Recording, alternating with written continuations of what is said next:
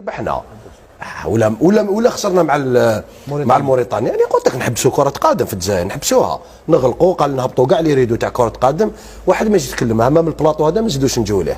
الشعب يتفاهم باسكو هذه كره قدم لازم. لا كاين احباط كبير. لا احباط اسمع، الجمهور راهو في حاله غليان. كاين ناس تقول لك اليوم ما ترقدش. معليش هذه كاع نريحوا نخموا في الماتش نريحوا، مي اسكو تحبس الدنيا؟ ما تحبسش هاي واش انا حاب نقول.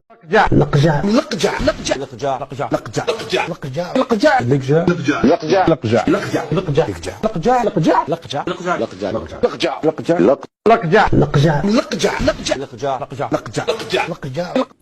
تفضل فاروق.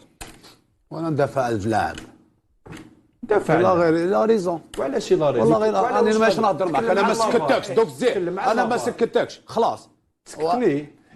فاروق لا انا ما سكت ما واش انت ما طحناش بدون عصبيه. انا قلت لك لا هذا حسين ما طحنيش. فوز التاريخي، اول فوز في تاريخ منتخب موريتانيا خلال كأس افريقيا للامم، كان على حساب المنتخب الجزائري وتأهل الى الدور الثاني، ايضا تأهل تاريخي. حسين اشوت وقفنا عندك منذ قليل، ونرحب ايضا فاروق بالقيد التحق بنا في هذه الاثناء. مساء الخير. تحت صدمه طبعا وهو كذلك. يعني حسين، قلنا انه نستحق الخروج صح؟ اكيد كان نعاودوا كما قلت لك قبل ندوه صحفيه، يعني 3 مباريات، يعني ولو قدرناش نعاودوا نوصلوا للمستوى اللي لعبنا فيه الشوط الاول اللي كنا متفوقين.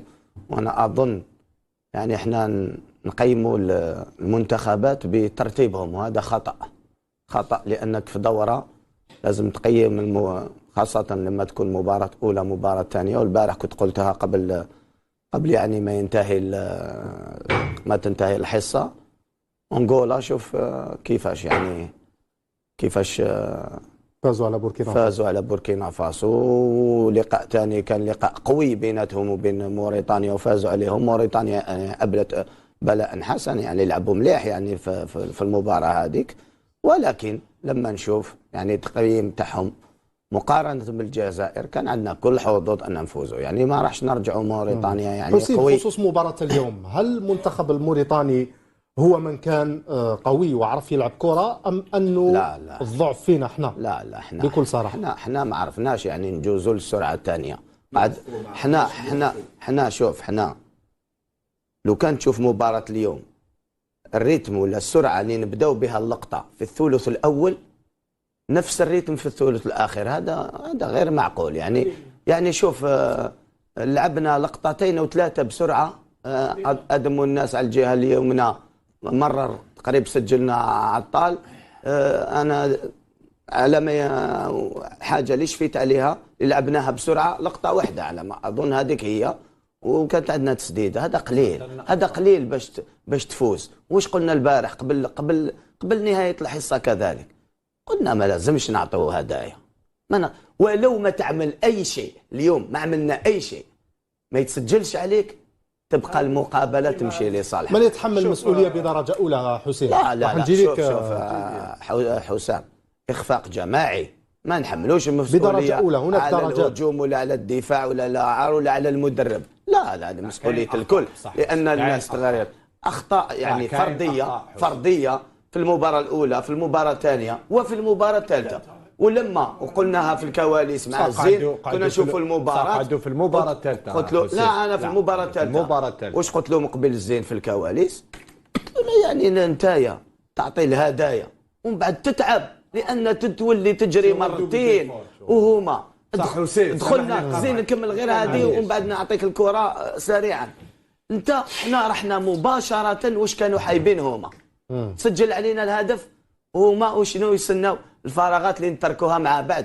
وعلى بالك هما اليوم كي ما خسرناش بهدفين ولا 3، انا نقول رانا ملاح، لان كانت عندهم فرص كثيره باش يسجلوا علينا. غريبه جدا زين عامر. غريبه، رانا تحت الصدمه، ولكن نقعدوا كما يقول واحد عقلانيين، ونقعدوا يعني في اون اناليز لازم تكون كوريكت، ويعني بكل كما قالوا الاخر يعني توت لوجيك، موضوعيه. شوف حسام، انا بالك انا كما قال الاخر جو في تسوربروندر. انا دخول والناس وعموره دونطري عجبني بالك الكثير يقول لك ما غلطناش في الدخول، ولكن وين غلطنا؟ انا هذا رايي، انا كي شفت المباراه لما تشوف مثلا، انا تمنيت لو بدينا، انا دوكا نولي لك يعني في البدايه، لو بدينا كيما لعبنا مع بوركينا فاسو افيك ان بلوك ميديوم، ما تطلعش باسكو عموره والناس وشنو هما القوه تاعهم يلعبوا في ظهر المدافعين، حنا ما خلينا لهمش لي زيسباس، لعبنا طرو موريتانيين كي تشوف الانتشار تاعهم. هذا واش كنت نتكلم مع حسين، كنا نشوفوا المباراه، واش قلت لك حسين؟ قلت لك الانتشار تاع الموريتانيين ماركاج ستريكت 1 كونتر 1، ماركاج دو زون، ما خلاو، شوف ما داروا بدنيا اقوياء. له أتحمل المسؤولية كاملة، والحديث عن مستقبلي سيكون عندما أعود إلى الجزائر. زين عمرو، ما رأيك؟ عم دوكي تولي الندوه الصحفيه يعني يتحمل المسؤوليه كامله وحقيقه، لان هو المدرب وهو اللي نظن خيب ظن امل الجزائريين. هو المسؤول رقم واحد. نعم. زين عامر بكل موضوعيه صراحة. بكل موضوعيه، نتكلموا بموضوعيه وذاتيه، هو المسؤول رقم واحد. نقول لكم علاش، كان عنده كل الامكانيات، لي ستاج، لاعبين تقريبا اللي كنا بالك اون ريفي دوبوي ان مومون، يعني كان تقريبا تربص في بلد اللي كان يعني مجاور لهذا يعني كوت ديفوار، فندق وين كنت وحدك والناس كانت في سيتي كان، يعني توت لي كونديسيون. هذه المره يعني مقارنه بالسابق المدرب يتحمل المسؤوليه. حتى الملاعب جيده. لا الملاعب جيده. نعم احنا ما نقدروش يعني نكذبوا على رواحتنا، الفار سرقنا، الحكام سرقونا، ولكن احنا ثاني اون كونتريبيي. باسكو علاش؟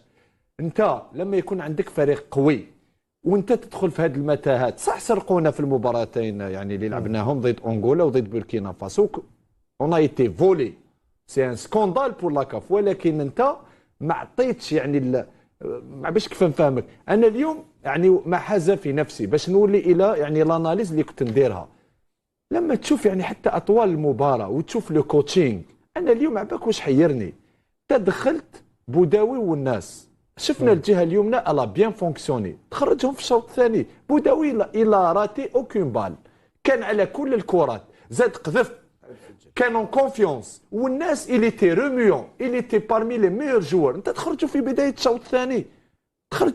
الشوط الثاني، باش ترضي كابيتان محرز، ترضيه، وشفنا يعني محرز، حنا محرز دائما قلنا راهو فوق راسنا، ولكن راهو اوت، ما راهوش اون فورم محرز، حب من حب وكاره من كاره. انت اليوم ودخل ربما سقط، سامحني ربما سقط ايضا في الفخ الذي وقع فيه النخب الوطني، الرد على الانتقادات، لا الاستماع لما يقال، هذا ايضا شيء يعني ليس بالنسبه لي. لا قول لك وراه المشكل، ليس هذا هو المشكل. المشكل tu n'as pas un type depuis plusieurs mois pour ne pas dire des années. عندك بوندون واحد 2 ما عندناش تشكيله مثاليه لو 11 وين خدمت عليها، تخدم عليها، غيرنا كثير من اللاعبين. هو قال ثراء في التشكيله، زين هو قال ثراء في التشكيله، ولكن تبني على تشكيله، كل المنتخبات العالميه تبني على تشكيله. حسام لما تتذكر احنا، انا ما قعدتش في 2019، نقعد سور لا سيري دو ماتش سون ديفات. وعلاش قعدنا سور اون سيري دو ماتش سون ديفات؟ كان عندنا تركيبه، كان عندنا تشكيله مثاليه، نغيروا كثير اللاعبين. ونزيد لك شيء، انا اليوم عباك واش حيرني، معليش نقولوا غيرت بعض الاشياء، انا عباك واش حيرني، احنا التشكيله هذه وقتاش كنا نسناوها؟ كنا نسناوها في المباراه الاولى، انت درتها لي في المباراه الاخيره، كأن لعبت 2 فوا افيك اون ايكيب دي تيتولار ودخلت لي رومبلاسون في ديرني ماتش، كأن راك متاهل وتشويا في تورني ليفيكتيف. لا يا اخي، خطا هذا. صح تبدل، واش حنا واش قلنا؟ ما قلنا باللي عندنا، واش كنا نقولوا؟ لا احنا نقعدوا في هذا البلاطو، انا نقول لك عليا انا باش ما نهضرش يعني باسم الزملاء، احنا عندنا مشكل في الجهه اليمنى. واش قلنا كاين خلل في محرز، تبدلوا بالناس. انت لعبت افيك 2 جوور كي اون دوني ساتيسفاكسيون في المباراه تاع بوركينا فاسو، لعبوا افيك ان بلوك اللي خلى المنافس يعني ما يقدرش يطلع، اللي هما بن طالب وزروقي. ولكن اليوم باش تغير 5 لاعبين راك غيرت فريق. انا واش قلت لك لما تدخلوا الناس وعموره جيتي بور، اذا تذكر مع بشيده معاك ولا حسين، قلت له انا تمنيت لو لعب بالليلي وعموره كيما دخل في بدايه الشوط الثاني مع انغولا صادوني سيفروي. اليوم باش تغير 5 مره واحده بزاف. الشوط الثاني نعم دار الشوط الثاني ما خرجش ولا اسمح لي خرجوا الناس دار بالليلي ولا كيما حبيت. مؤمن هادو لي فرونتيير تاعي خليني كي نكمل. يلا تفضل. انا باش نولي قلت لك التركيبه اليوم بالك الشوط الاول يعني مقارنه كنا احسن من الشوط الثاني. الشوط الثاني لما شفنا دخول البعض ولات فوضى فوق ارضيه الميدان، ما عرفناش الفريق ما ولاش يبني، الفريق ولا يلعب بطريقه يعني عشوائيه، الفريق ولا يعني غريب جدا خاصة 20 دقيقة الأخيرة. ونزيد لك شيء غريبة جدا. شيء باش نخلي يعني اللاعب الوحيد الذي توقف وقدر مجهودات الغير، على الأقل توقف وتحدث مع وسائل الإعلام ولكن ما لازمش يهاجم الصحفي هذا. ولكن في الأخير ربما سامحني أخطأ. لا اسمح لي دوكا. لا حسام اذا انتم تخلوها جوز انا ما نخليهاش الجوز. الناخب قال لك كي نلحقوا الجزائر نتفاهموا، بصح ما تسبش الصحفي الجزائري. كاين صحفي ماذا قال؟ انا مستمع جيدا. با بوزي اون كيستيون بات، ما يقولها معليش بالك سي اون كيستيون بات كاباب صح، ولكن ما تقولهالوش قدام الاخرين. لا شوي ديزولي. تفضل فاروق. وانا ندافع على اللاعب. دافع لا غير لا ريزون. وعلاش لا ريزون؟ والله غير انا ماشي نهضر معك، انا ما سكتكش دوك زين، انا ما سكتكش خلاص سكتني. فاروق لا انا ما سكت ما واش انت ما طحناش بدون عصبيه. انا قلت لك لا هذا حسين ما طحنيش غوله انت مؤمن ماشي مليح انا ماشي مليح سي بون خلاص ما قلتش انا سكتك عليها فاروق. زين عامر او تالي هضرت حبسوله زين عامر طايح لنا ولا توا الجورناليست. انا قلت لك من فضلك هناك مشاهدين. فاروق من فضلك. فاروق صح ماشي يهضر مع السيبورتور.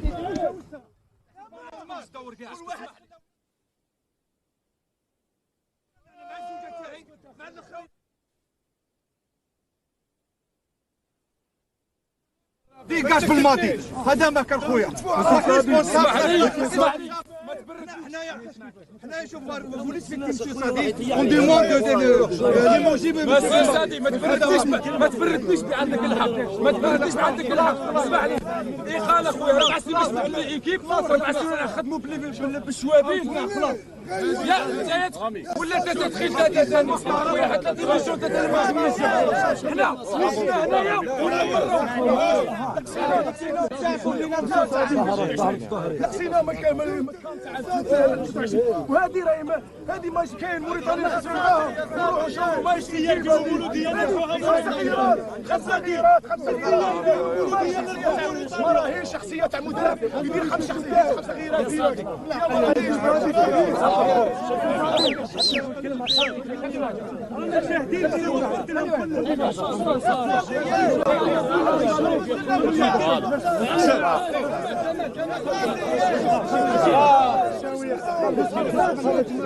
خليت يما مريضه، خليت كل شيء، صرت سواردي خاصة منها. صفينا لونتوراج ربي يحفظك نعرفوك راجل صف او ماشي بالم انتوراج كومبلي صفيه ربي يحفظك. خلاص خليني نصبي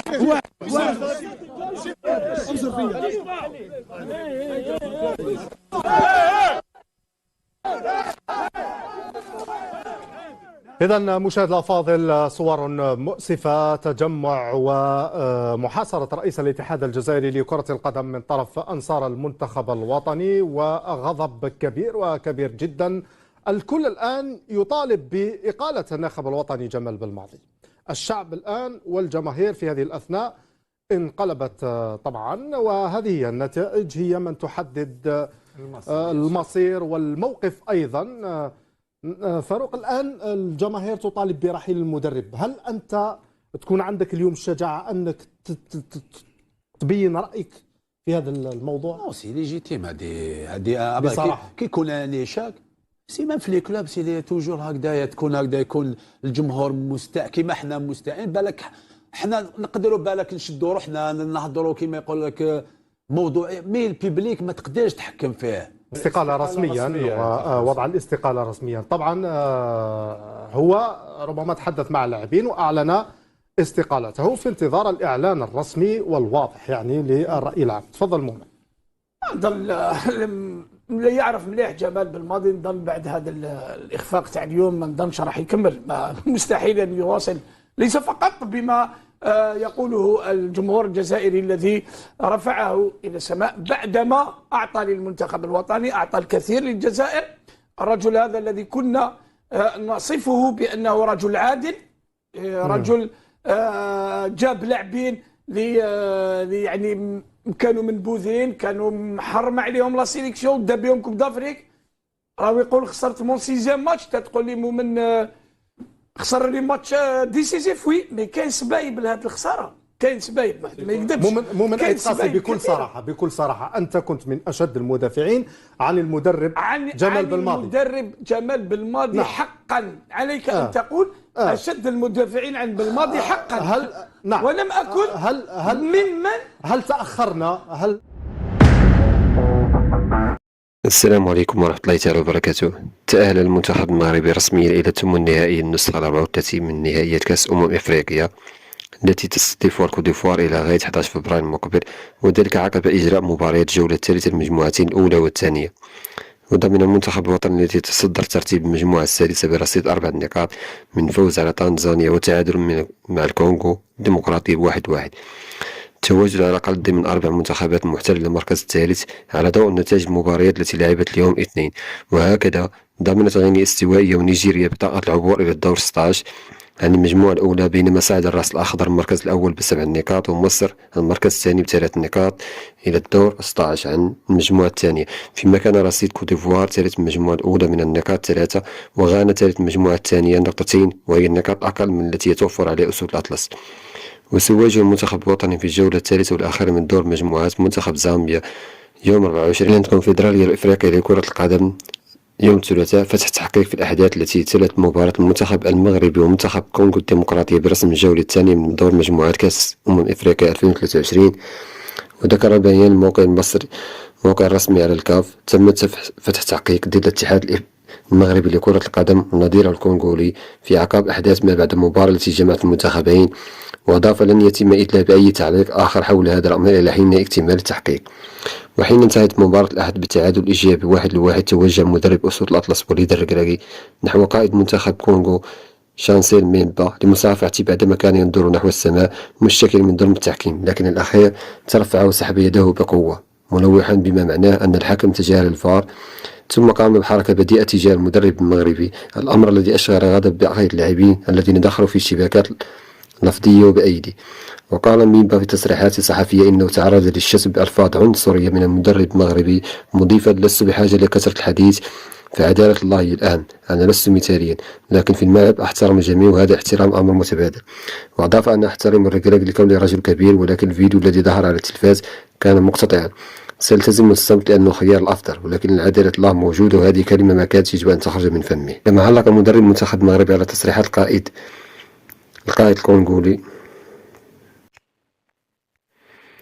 علق مدرب المنتخب المغربي على تصريحات قائد منتخب كونغو ميمبا الذي ادعى فيها أن وليد الركراكي وجه له كلمات عنصرية بعد نهاية مباراة منتخب كأس إفريقيا. وحين انتهت مباراة التعادل الإيجابي 1-1، توجه الركراكي نحو ميمبا بصافته بعد كان ينظر إلى السماء. وقال ميمبا في تصريحاته: وأضاف أن أحترم الركراكي لكونه رجل.